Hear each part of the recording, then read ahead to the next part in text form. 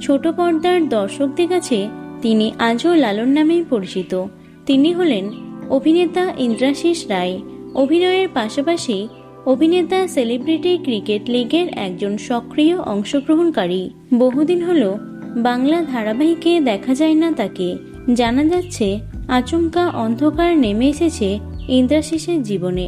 নিজের কেরিয়ারে অভিনেতা সাফল্য লাভ করেছিলেন, তবে হঠাৎ করেই সবকিছু এলোমেলো হয়ে যায়। অভিনয় জীবনে যখন তার জনপ্রিয়তা তুঙ্গে, তখন ব্যক্তিগত জীবনে অভিনেতার সাথে ঘটে যায় বড় এক দুর্ঘটনা। তাতেই এলোমেলো হয়ে যায় সবকিছু। 2021 সালে ভালোবেসে প্রেমিকা সৌরভীকে বিয়ে করেছিলেন ইন্দ্রাশিস। প্রায় 10 বছরের প্রেমের সম্পর্ক ছিল তাদের, কিন্তু বিয়ের 2 বছরের মাথাতেই সম্পর্ক ভাঙে তাদের। অভিনেতার জীবনে এত বড় দুর্ঘটনার পর এক প্রকার ডিপ্রেশনে চলে গেছিলেন তিনি। তারপর থেকে রীতিমতো চিকিৎসার অধীনে রয়েছেন অভিনেতা। বেশ অনেকদিন হলো কাজ থেকেও দূরে ছিলেন তিনি। দীর্ঘ সময় পর এক সাক্ষাৎকারে ধরা দিলেন অভিনেতা।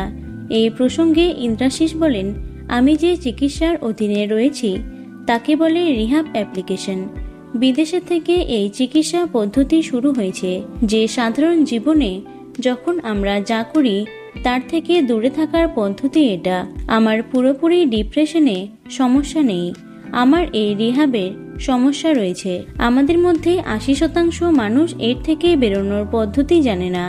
এটা এমন একটা সমস্যা যেটা পারিবারিক থেকে শুরু করে কর্মক্ষেত্রে সব জায়গায় ছড়িয়ে পড়তে পারে। অভিনেতা আরও বলেন, আমি এখন বুঝতে পারি দুঃখ পাওয়া কতটা জরুরি। এখন যদিও আমি সেসব কিছু বুঝতে পারি না, বহুদিন হয়ে গেল আমি সেসবের থেকে বেরিয়ে এসেছি। ভগবানের অনেক অনেক কৃপা। আগে অতিরিক্ত মদ্যপান করতাম, মেজাজ চট করে গরম হয়ে যেত, রাগ কন্ট্রোল করতে পারতাম না। কিন্তু এখন আস্তে আস্তে পরিস্থিতি স্বাভাবিক হয়েছে। কিন্তু সকলের জীবনে দুঃখটা খুবই জরুরি। আশা করব অভিনেতার ডিপ্রেশন কাটিয়ে আবারও তার অভিনয় জগতে আগের মতোই ফিরবে। তো বন্ধুরা, অভিনেতা ইন্দ্রাশিস রায়কে তোমাদের কেমন লাগে অবশ্যই কমেন্টে জানিও। ভিডিওটি লাইক এবং শেয়ার করো। এছাড়াও টলি দুনিয়ার অন্যান্য খবর পেতে চ্যানেলটি অবশ্যই সাবস্ক্রাইব করে রেখো। ধন্যবাদ।